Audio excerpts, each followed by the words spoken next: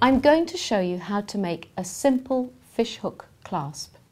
These clasps look great on your necklaces and bracelets. You can also adapt them to fit onto leather or suede rope like this.